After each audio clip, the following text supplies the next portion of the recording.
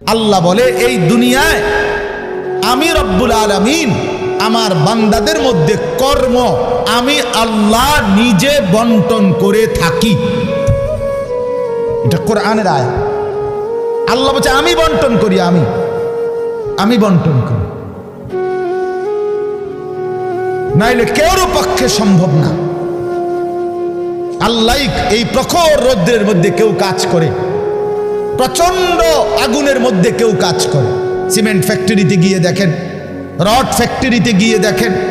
আমি একবার চুন ফ্যাক্টরিতে গেছি, চুন বানায় যে, ওইখানে দেখছি ছাতক সিলেট, এই যে মানুষে পানের লগে চুন খায় যে, এটি আল্লাহু আকবার, আমার কাছে মনে হচ্ছে এটা একটা জাহান্নামের টুকরা। আগুন কাকে বলে? এত তীব্র প্রখর আগুন।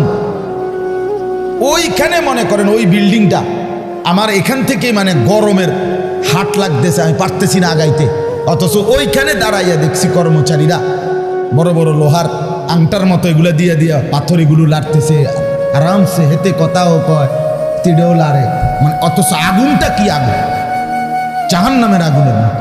কিন্তু তার ধৈর্য কুলাইলো কেমন? আল্লাহ বলেন এটা আমি বন্টন করি, আমি এই দুনিয়ার কর্ম বন্টন করি, ফলে এই দুনিয়ার এই স্বাভাবিকতা ভারসাম্য টিকে আছে।